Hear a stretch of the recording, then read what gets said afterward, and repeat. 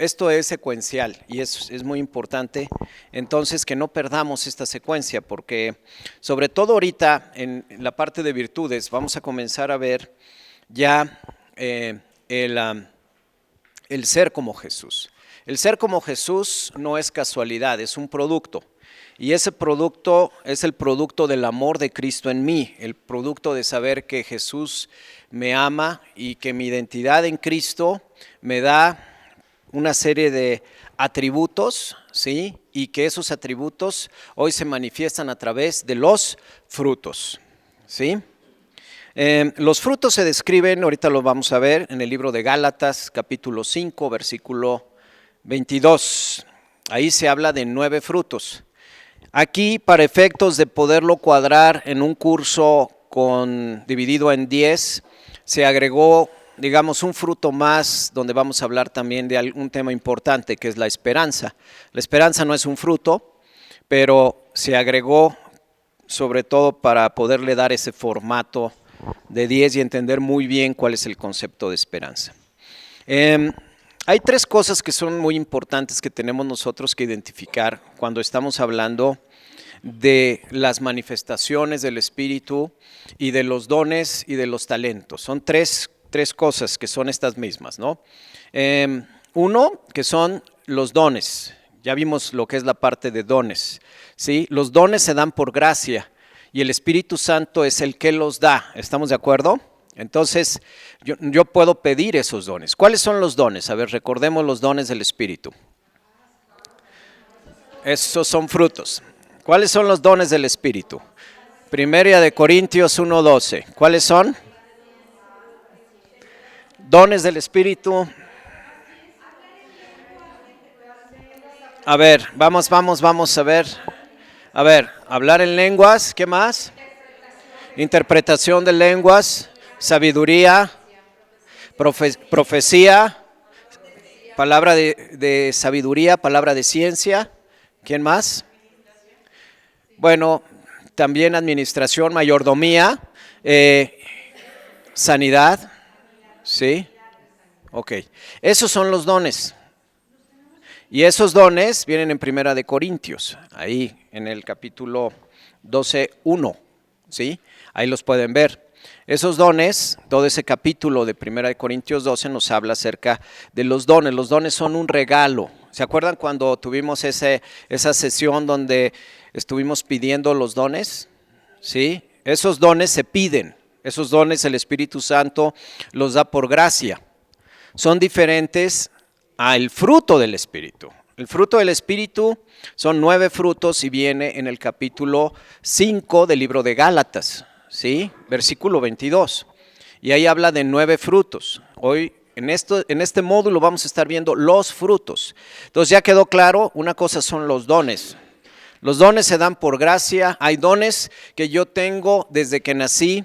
Hay dones que yo puedo pedir. Y esos el Espíritu Santo se encarga de repartirlo, pero lo más importante es que como se da, el Espíritu Santo es el que los da, nosotros, ¿cuál va a ser el principal motivador de pedir un don? A ver, levanten su mano porque si no, no. A ver, servir, ¿a quién?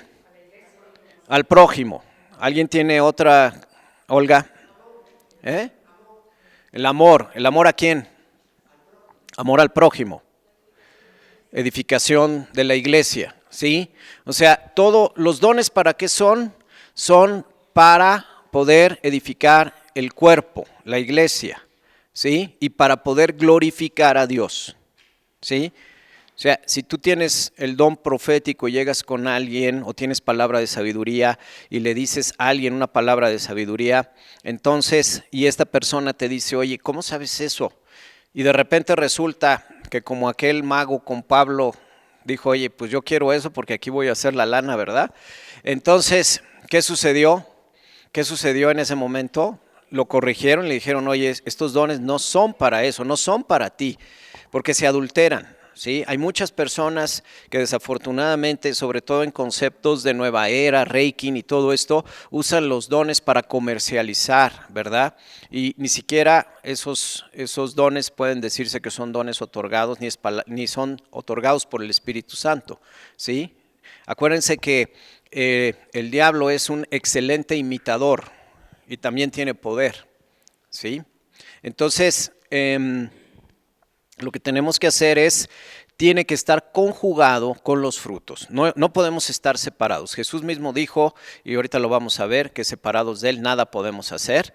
Entonces, todo tiene que operar de la mano con Cristo, ¿sí? El Espíritu Santo es el que nos da el discernimiento de cómo poder usar los dones, los talentos, y el fruto es la consecuencia del amor que yo tengo para Dios, para Jesús, y viene a ser mi nueva identidad, ¿sí?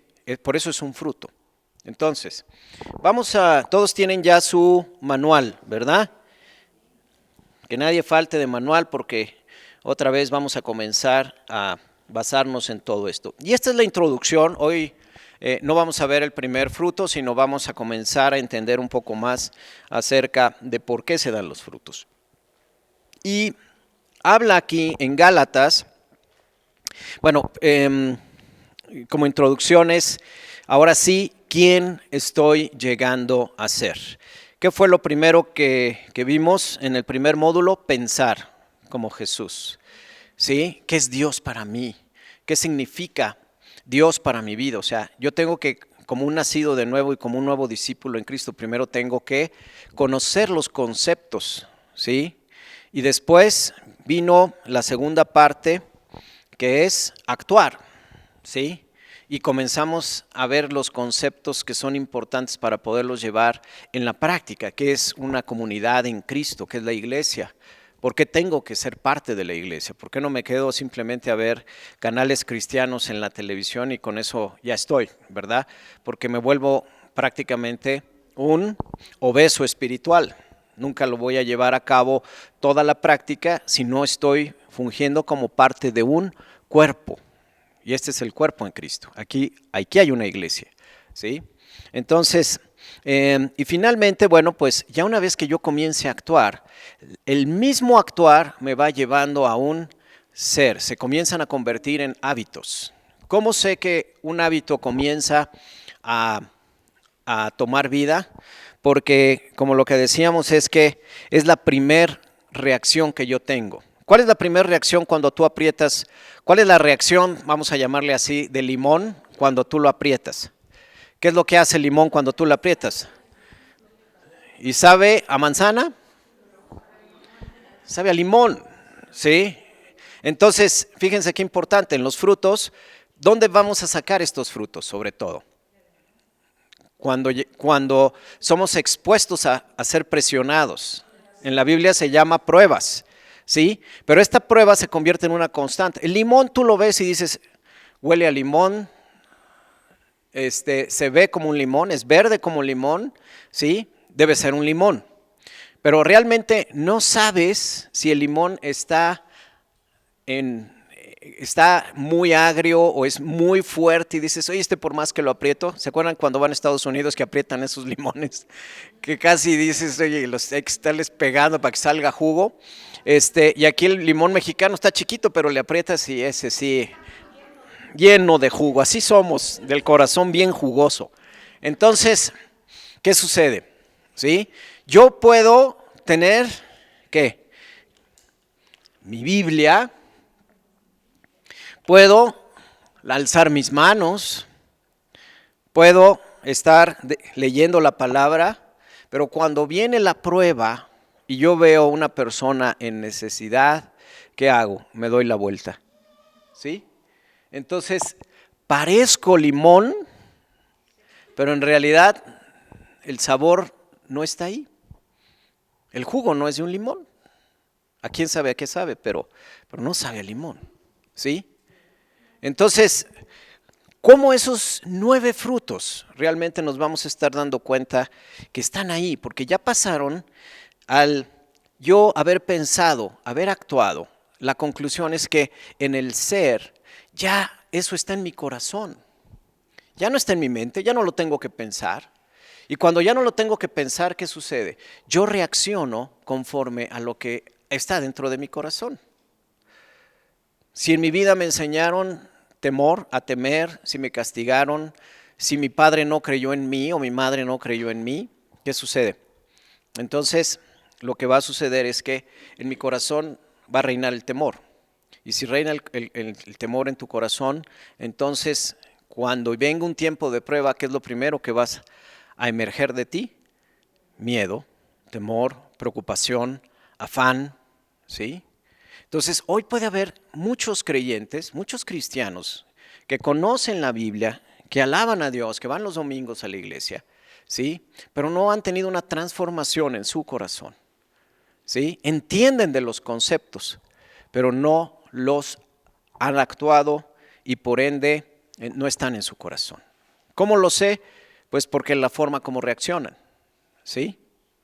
Tu primer reacción es lo que te va a mostrar el cambio y el nivel de contacto que tú tienes con Dios en la intimidad y cómo eso ya ha producido una transformación en tu corazón. ¿Estamos?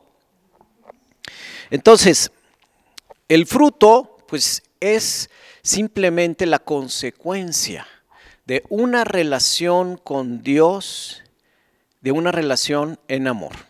¿La religión creen que pueda dar fruto? ¿La religión creen que ustedes creen que pueda dar fruto? ¿Por qué? ¿Por qué? A ver. Tratas tú de hacerlo en tus fuerzas, ¿sí? Pero más que eso, ¿sí? Opera en condenación, ¿sí? O sea, lo hago porque hay una pena, ¿sí? Y eso es operar en temor. Y si yo opero en temor, no he conocido realmente el verdadero amor, no he conocido al Dios verdadero. Por ende, los frutos no pueden darse, ¿sí? Es como haber plantado, sí, pues una planta, ¿cuántos han plantado un árbol y lo han tenido ahí medio abandonado y es un limonero que nunca ha dado limones, ¿sí? Y por eso Jesús, en el tiempo de la higuera, o sea, siempre todo tiene que dar frutos, Él es Señor de esos frutos. Entonces, cuando nosotros no damos los frutos, como dice Juan en el capítulo 15, libro de Juan en el capítulo 15, versículo 16, ¿alguien me lo quiere leer? Nada más para verlo rápidamente. Juan 15, 16.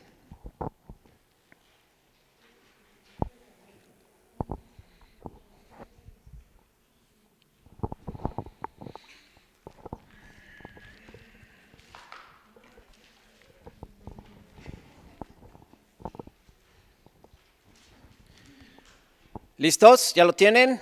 Se los voy a leer. No me elegisteis vosotros a mí, sino que yo os elegí a vosotros, y os he puesto para que vayáis y lleves fruto. Y vuestro fruto, ¿qué dice? Permanezca, para que todo lo que pidieres al Padre en mi nombre, Él os los dé, ¿no? Entonces, ¿para qué estamos aquí?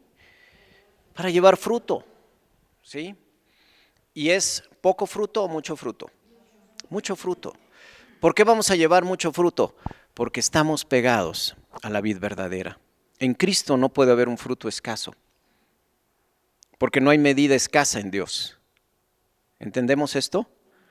En Cristo el fruto debe ser abundante, ¿sí? ¿De qué se trata de la abundancia de este fruto? Es de esta ley espiritual que habla acerca que si en lo poco decimos fieles, sobre mucho nos pondrá. En lo poco el poco fruto que Dios todavía me está empezando a dar para si yo soy fiel en los pocos frutos que hoy están en mí, o sea, si tengo los 9 frutos, por ejemplo, en amor, ¿sí?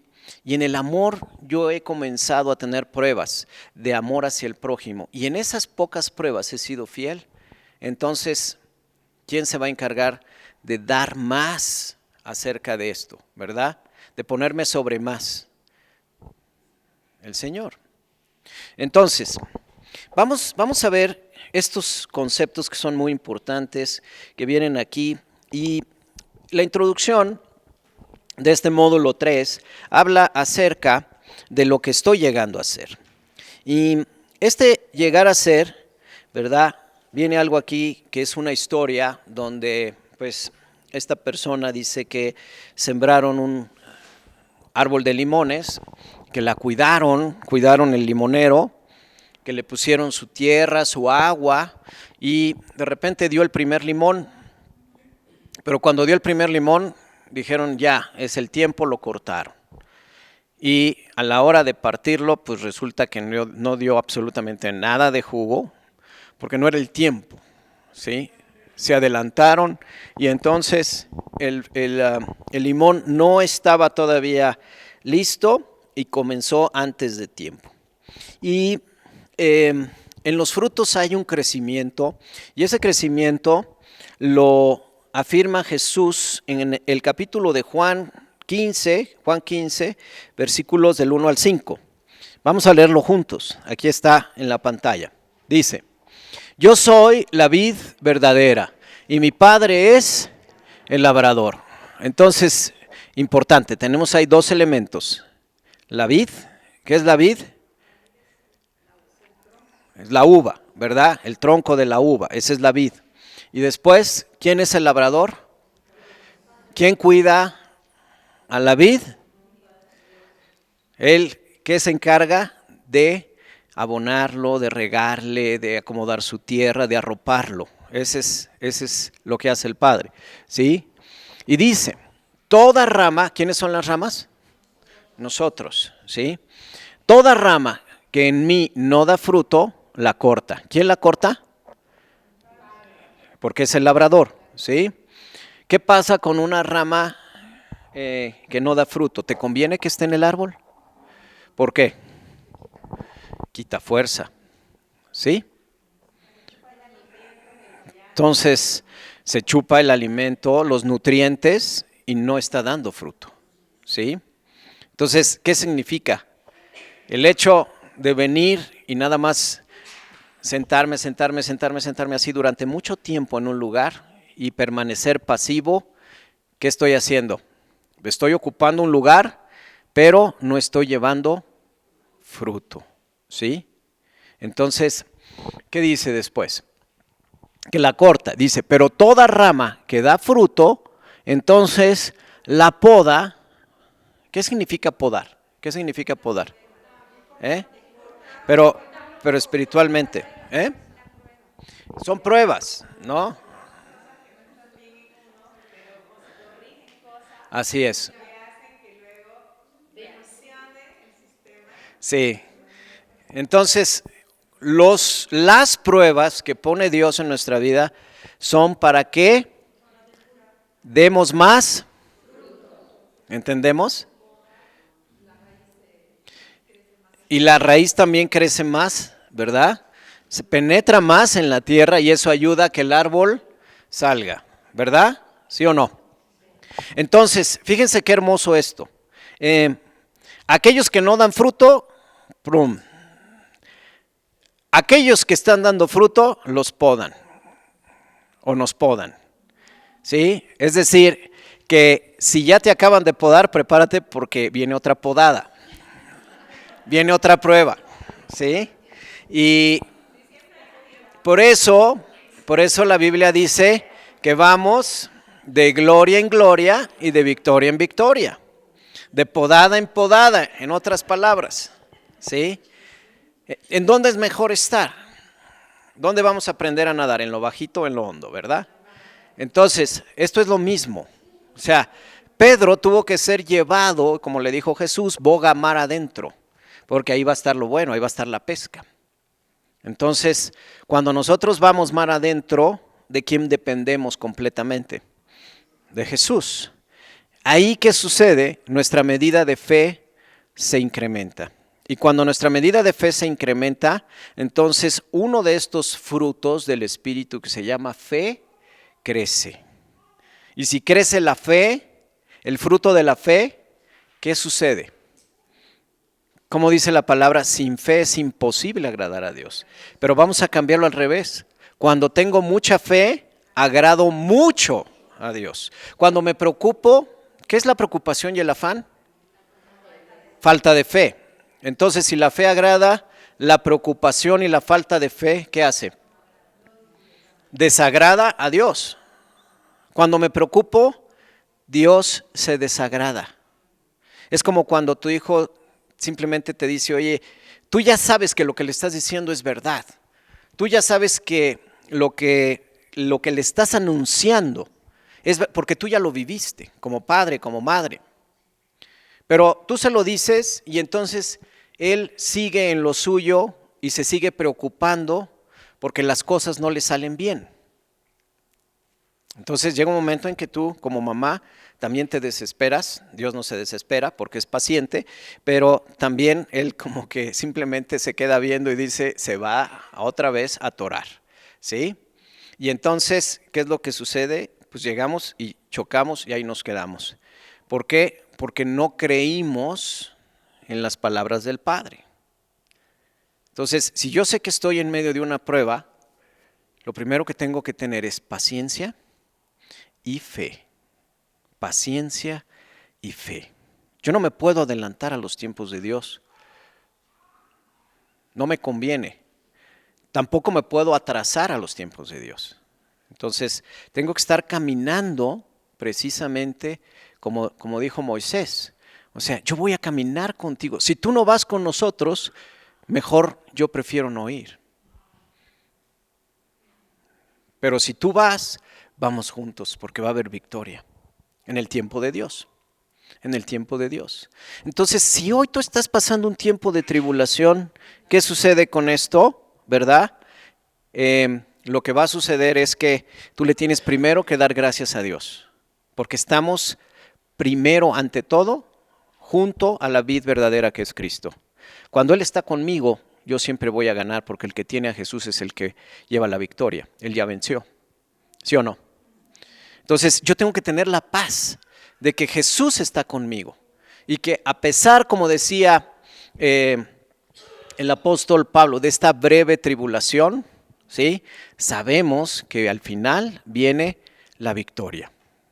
Y esto es una batalla, como él lo dijo, es la buena batalla. La batalla donde yo todos los días estoy sabiendo que a pesar de que Dios me está podando, es para que lleve más fruto. Cada vez que te podan, los frutos se multiplican cada vez más y más y más. Y si antes no era benevolente, ahora voy a ser benevolente. Si antes no era misericordioso, voy a ser misericordioso. Si antes no tenía amor con el prójimo, ahora voy a tener. Si antes no tenía el gozo, entonces también dentro de la prueba voy a aprender a cantarle a Dios y alabarlo. ¿Y eso qué es lo que me da? Me da ese gozo que nadie más me puede robar ni quitar. ¿Estamos? Bien, después, ¿qué dice? Ustedes, dice, ya están limpios por la palabra que les he comunicado. Los árboles, ¿sí o no?, tienen plagas. En ese entonces, pues no había insecticidas. Pero aquí, hablando de este mismo árbol, él dice, ustedes ya están limpios. ¿Por qué? Por la palabra. Por la palabra que yo les he comunicado. Porque Él es la vid verdadera. La verdad quita toda mentira. Y lo que hacemos, ¿de qué se trata el soso? Es precisamente comunicar verdades. Dios comunica nuestra verdad y nos poda, nos limpia de toda mentira. Y si Él me limpia de toda mentira que me he creído, entonces estoy bien para poder llevar fruto. Y aquí lo que Él lo reafirma, dice, oye, mi palabra es verdadera porque estás pegado a la vid verdadera. Y esa verdad te limpia. Entonces, yo ya he sido limpio. Después dice, permanezcan en mí. Y esto no es una recomendación. Esto es algo que viene de parte del rey y el rey nos dice, permanezcan en mí. ¿Qué sucede cuando no permanezco en él? ¿Qué comienza a suceder? Comenzamos a secarnos, los frutos, si tenía amor, ya no tengo tanto amor. Si tenía gozo, ahora mi gozo. Si me estaba yendo muy bien y yo era una persona muy próspera porque tenía yo un contentamiento que no me explicaba, de repente empiezo a tener problemas, ¿sí? Eso es lo que sucede cuando nos comenzamos a apartar, ¿sí? No es nada más, híjole, pues dejo de venir porque ya se me complica. No, las consecuencias son mucho mayores, porque no es el estar físicamente aquí, es despegarse de la vid, ¿me entienden? Y cuando yo me comienzo a despegar de la vid, ¿qué sucede? Comienzo a vivir, como dicen por allá afuera, la vida loca, ¿verdad? Y entonces, no puedes tú decir, es que yo me llevo con Dios a mi manera. Eso lo he escuchado muchas veces. Yo tengo una relación padrísima con Dios y yo no necesito lo que ustedes tienen ni nada, porque yo tengo mi propia manera.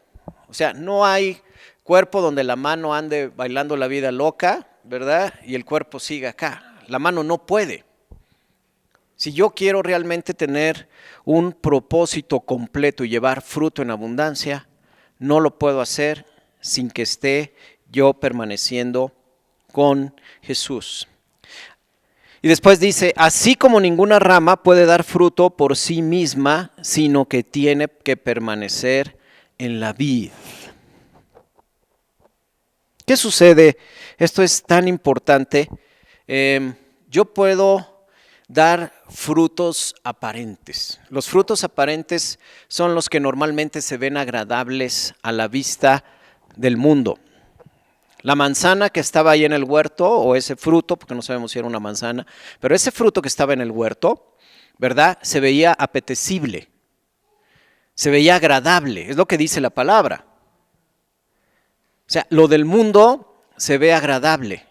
Y yo puedo aparentemente dar esos frutos de éxito que conoce el mundo, pero dentro estar totalmente solo, aislado, destrozado. Y esto lo vemos muy comúnmente, ¿no? Entonces, el verdadero fruto procede de la verdadera vid. ¿Sí o no? Porque si habla de una vid verdadera, significa que hay falsas vides. Y si hay falsas vides, hay falsos frutos. Y es una batalla. ¿En qué vamos a creer? Y yo puedo creer que estoy dando buenos frutos, pero no estoy plantado ni estoy pegado a la vid verdadera, sino a la vid que el mundo me enseña. ¿Sí? Una falsa prosperidad, porque no me va a traer un gozo pleno. Nadie puede tener un gozo pleno, una paz plena, un amor pleno, si no está pegado a la vid verdadera. Y después Jesús entonces nos dice, yo soy la vid, ustedes las ramas. El que permanece en mí, como yo en él, entonces dará poco fruto. Mucho fruto. Mucho fruto. Fíjense en esto. El hecho de saber que estoy realmente pegado a Jesús, en este momento, como Jesús es el que lleva mi carga, ¿sí? Él es el que realmente lleva mi carga. Mi yugo es fácil y mi carga ligera, eso lo dijo Jesús, ¿sí? O sea, toda carga, ahí está Jesús, yo te la entrego. ¿Y Jesús qué me da a cambio? Un fruto abundante. Es la ley del esfuerzo y el beneficio, ¿sí?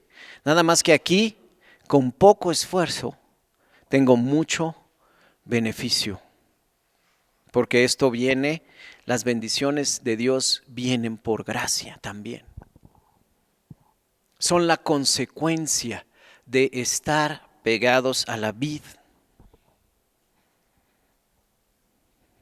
Mi maestro ahí en el tenis estaba dando clases, ¿no? Y me dice, Humberto, le estás pegando mal a la bola. No estás siguiendo no la estás terminando bien. Y si tú te enfocas a hacer una buena terminación en el golpe, entonces solita la pelota va a pegar y va a llegar al lugar donde tú quieres que llegue. O sea, un buen golpe es la conclusión de lo que ya hiciste atrás, ¿sí? Entonces, ¿cuál es aquí lo que yo tengo que hacer? ¿Cuál es la técnica entonces en esto? Es estar pegado y permanecer en la vid verdadera. ¿Cuál es entonces la consecuencia de permanecer en la vid verdadera? El fruto abundante. Entonces, si esto es cierto, significa que con el menor esfuerzo puedo llevar mucho fruto. ¿Verdad? Porque es Jesús el que hace que ese fruto se dé. Y dice después, separados de mí, no pueden ustedes hacerlo. Y aquí viene la explicación de lo que decíamos. Entonces, otra vez, ¿quién es la vid? Jesús. ¿Estamos? Jesús es la vid. ¿Dios quién es?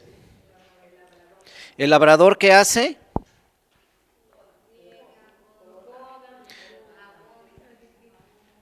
Él tiene ese cuidado, ¿verdad? Siempre está cuidado. Él conoce el tiempo. El labrador es el que conoce el tiempo en el cual nosotros tenemos que ser podados o cortados. ¿Sí? Entonces, Él es el dueño de los tiempos. Y su presencia, como dice aquí, fíjense qué hermoso, es crítica para dirigir y supervisar el proceso. La presencia de Dios. ¿Cómo se logra la presencia de Dios?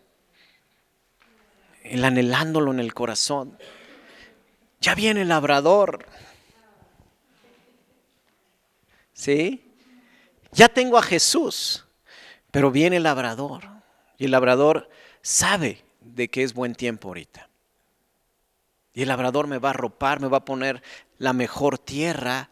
Es invierno, me va a cubrir. Él sabe los tiempos.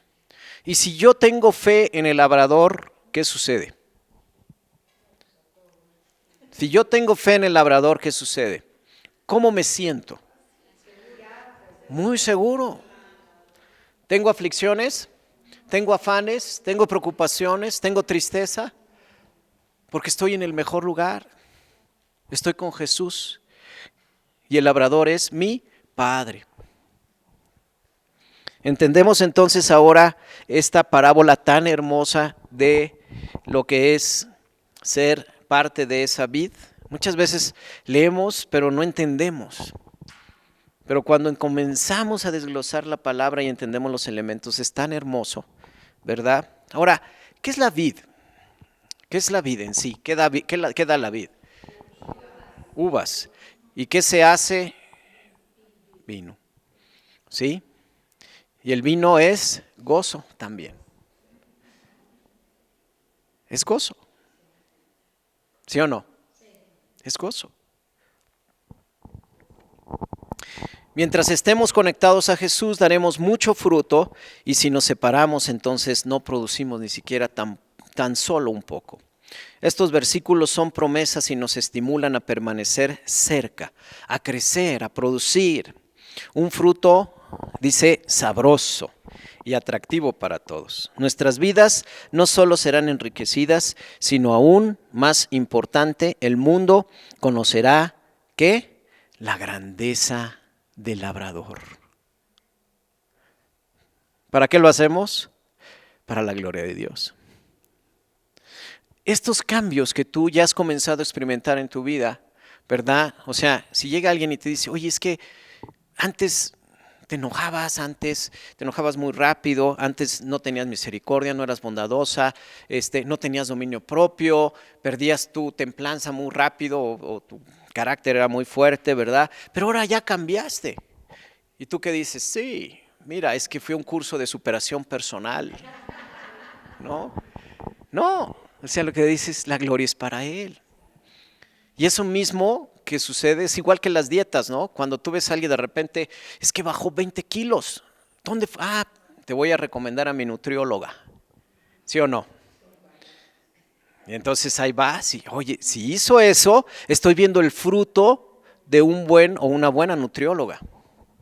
Yo quiero eso, porque ya vi el fruto, ¿sí o no? Entonces con Dios es igual. Oye, ¿quién produjo todos esos cambios que no se habían producido nunca antes en tu vida? Porque eres una persona nueva. Te voy a enseñar quién lo hizo, el labrador, mi padre. Él fue el que lo hizo.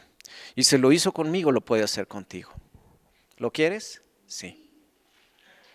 Esto mismo es lo que nos explicaba Sonia acerca de los judíos. Por celos van a venir a Jesús. Por celos. Porque no van a poder aguantar y ver, oye, es que ¿cómo sabes tanto? ¿Cómo tienes esa relación con el Padre que yo no puedo llegar a tener? Se llama el Mesías. Ya vino. Yoshua. ¿Sí? Yoshua, Yamasía.